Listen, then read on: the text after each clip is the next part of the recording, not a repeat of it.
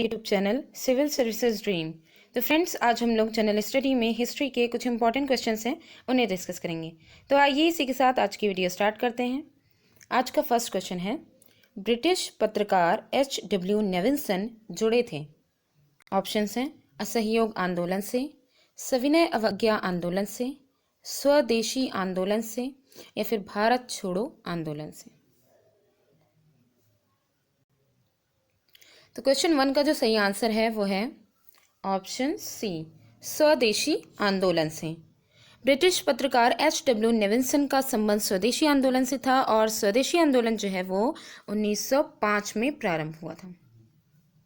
ठीक है, next question है क्वेश्चन नंबर 2। क्वेश्चन 2 में है, दादा भाई नौरोजी के विषय में निम्नलिखित में से कौन सा कथन असत्य है। ऑप्शंस हैं, वह पहले भारतीय थे जो एल्फिंस्टन कॉलेज बम्बई में गणित एवं भौतिकी के प्रोफेसर नियुक्त हुए थे। 1892 में ब्रिटिश पार्लियामेंट के एक सदस्य के रूप में ये निर्वाचित किए गए थे। उन्होंने गुजराती पत्रिका रफ्त गोफ्तार का आरंभ किया था, या फिर उन्होंने 4 बार भारतीय राष्ट्रीय कांग्रेस की अध्यक्षता की थी। तो इन चारों स्टेटमेंट में से कौन सा गलत है।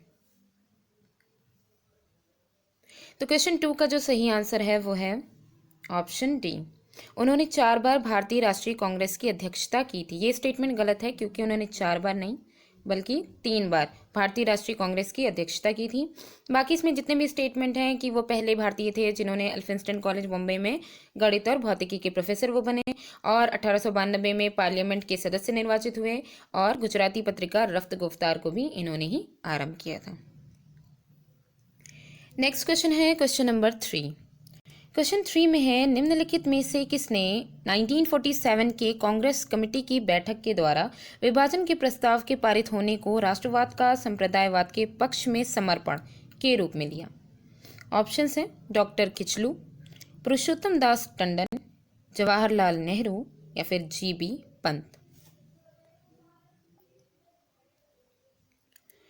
तो क्वेश्चन 3 का जो सही आंसर है वो है option A, doctor Kichlu. Doctor Kichlu ने 1947 के कांग्रेस कमेटी की बैठक के द्वारा विभाजन के प्रस्ताव के पारित होने को राष्ट्रवाद का संप्रदायवाद के पक्ष में समर्पण ये कहा था। ठीक है, नेक्स्ट क्वेश्चन है क्वेश्चन नंबर 4। क्वेश्चन 4 में है, निम्नलिखित में से कौन सा बौद्ध पवित्र स्थल निरंजना नदी पर स्थित था।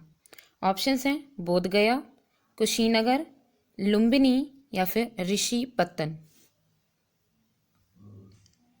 तो क्वेश्चन 4 का जो सही आंसर है वो है ऑप्शन ए, बोध गया। तो क्वेश्चन 4 का जो सही आंसर है वो है ऑप्शन ए, बोध गया। ठीक है, इसमें क्या था कि गृह त्याग करने के बाद सिद्धार्थ यानी बुद्ध ने वैशाली के अलार कलाम से सांख्य दर्शन की शिक्षा ग्रहण की। ठीक है, उसके बाद फिर काफ़ी सारे इसके बाद इन्होंने भ्रमण किए, और फिर बिना अन्न जल ग्रहण किए हुए इन्होंने 6 वर्ष की कठिन तपस्या के बाद 35 वर्ष की आयु में वैशाख की पूर्णिमा की रात को बोधगया में निरंजना नदी के किनारे पीपल के वृक्ष के नीचे सिद्धार्थ को ज्ञान प्राप्त हुआ। तो यहाँ पे जैसे क्वेश्चन में पूछा गया है कि बौद्ध पवित्र स्थल निरंजना नदी पर कौन सा है, तो बोधगया है। ठीक है, नेक्स्ट क्वेश्चन है क्वेश्चन नंबर 5। क्वेश्चन 5 में है, 1937 के चुनाव के पश्चात यूपी में गठित मंत्रिमंडल में किसको वित्त विभाग सौंपा गया था। ऑप्शंस हैं गोविंद वल्लभ पंत को, रफ़ी अहमद किदवई को, कैलाशनाथ काटजू को या फिर मोहम्मद इब्राहिम को। तो क्वेश्चन 5 का जो सही आंसर है वो है ऑप्शन बी, रफ़ी अहमद किदवई को। ठीक है, 1937 में संपन्न प्रांतीय विधानसभा चुनाव में कांग्रेस पार्टी ने 228 में 134 स्थानों पर विजय प्राप्त की थी। ठीक है, उसके बाद तत्पश्चात प्रधानमंत्री गोविंद वल्लभ पंत जो है वो प्रधानमंत्री का जो पद धारण किया वो गोविंद वल्लभ पंत ने, और वित्त विभाग जो है वो रफ़ी अहमद किदवई को प्रदान किया गया था।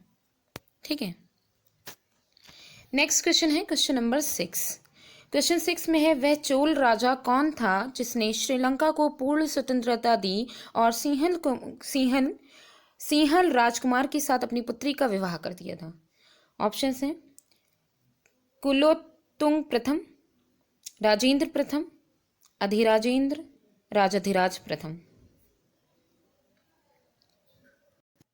तो क्वेश्चन 6 का जो सही आंसर है वो है ऑप्शन ए, कुलोत्तुंग प्रथम। ठीक है, कुलोत्तुंग प्रथम जो था ये चोल राजा था जिसने श्रीलंका को पूर्ण स्वतंत्रता दी और सिंहल राजकुमार के साथ अपनी पुत्री का विवाह कर दिया था। नेक्स्ट क्वेश्चन है क्वेश्चन नंबर 7। क्वेश्चन 7 में है, किसके सिक्कों पर बगदाद के अंतिम खलीफा का नाम सर्वप्रथम अंकित हुआ सबसे पहले? ऑप्शंस हैं कुतुबुद्दीन ऐबक, इल्तुतमिश, अलाउद्दीन खिलजी या फिर अलाउद्दीन मसूद शाह। तो क्वेश्चन 7 का जो सही आंसर है वो है ऑप्शन डी, अलाउद्दीन मसूद शाह। अलाउद्दीन मसूद शाह के सिक्कों पर सर्वप्रथम बगदाद के अंतिम खलीफा अल मुस्तसीम का नाम अंकित था। इसके बाद तत्पश्चात इल्तुतमिश के सिक्के पर भी बगदाद के अंतिम खलीफा का नाम अंकित था। नेक्स्ट क्वेश्चन है क्वेश्चन नंबर 8।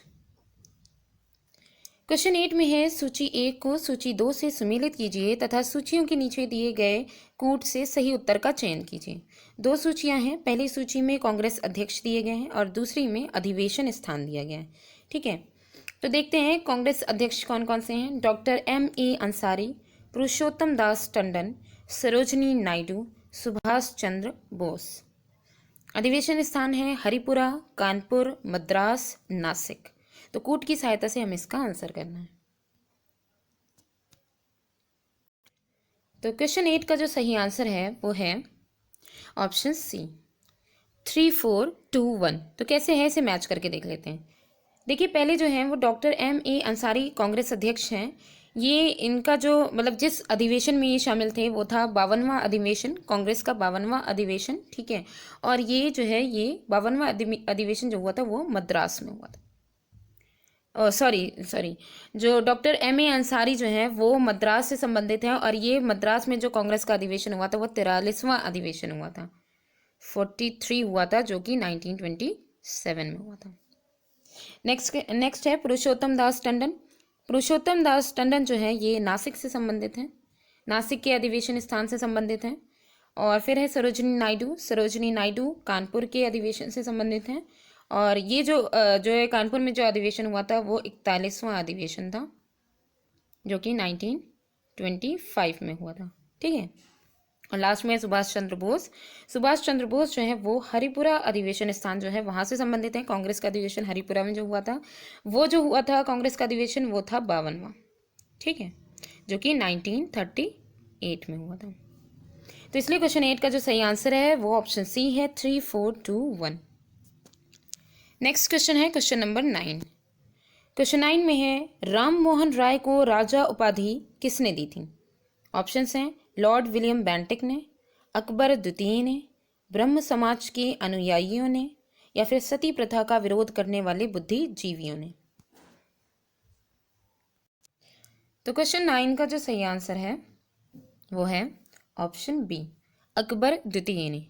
राजा राम मोहन राय को भारत में पत्रकारिता का अग्रदूत माना जाता है। इन्होंने समाचार पत्रों की स्वतंत्रता का समर्थन भी किया। साथ ही 1830 में मुगल बादशाह अकबर द्वितीय ने राजा राम मोहन राय को राजा की उपाधि से इनको जो है उपाधि इन्होंने दी थी। और इसके साथ ही अपने दूत के रूप में इन्होंने तत्कालीन उस समय के जो ब्रिटिश सम्राट विलियम चतुर्थ जो थे उनके दरबार में इन्हें भेजा था। ठीक है, तो जो राजा की उपाधि दी थी वो अकबर द्वितीय ने दी थी राजा राम मोहन राय को। लास्ट क्वेश्चन है क्वेश्चन नंबर 10। शारदा अधिनियम के अंतर्गत लड़कियों एवं लड़कों के विवाह की न्यूनतम आयु क्रमशः कितनी निर्धारित की गई थी? ऑप्शंस हैं 12 एवं 16, 14 एवं 18, 15 एवं 21 और 16 एवं 22। तो क्वेश्चन 10 का जो सही आंसर है वो है ऑप्शन बी, 14 एवं 18। देखिए, हुआ ये था कि 1891 में ब्रिटिश सरकार ने SS बंगाली के सहयोग से एज ऑफ कंसेंट एक्ट ये पारित किया था। ठीक है, जिसके अनुसार 12 वर्ष से कम आयु की जो कन्याएं थी उनके विवाह पर प्रतिबंध लगा दिया गया था। तो तिलक ने एज ऑफ कंसेंट एक्ट जो था उसका विरोध उन्होंने किया, इसलिए क्योंकि ये भारतीय मामलों में विदेशी हस्तक्षेप था। ठीक है, कि विदेशियों के द्वारा ये एक्ट किया गया था, जबकि ये जो है कुरीति थी, तो इसको सही भारतीयों के द्वारा किया जाना चाहिए। तो इस वजह से 1930 में एज ऑफ कंसेंट एक्ट जो है उसको संशोधित करके शारदा एक्ट नाम इसको दिया गया, जिसके अंतर्गत जो विवाह की आयु रखी गई वो 14 वर्ष लड़कियों की रखी गई और 18 वर्ष लड़कों की ये निर्धारित कर दी गई थी। तो फ्रेंड्स, आज की वीडियो यहीं पे एंड होती है। Thanks for watching.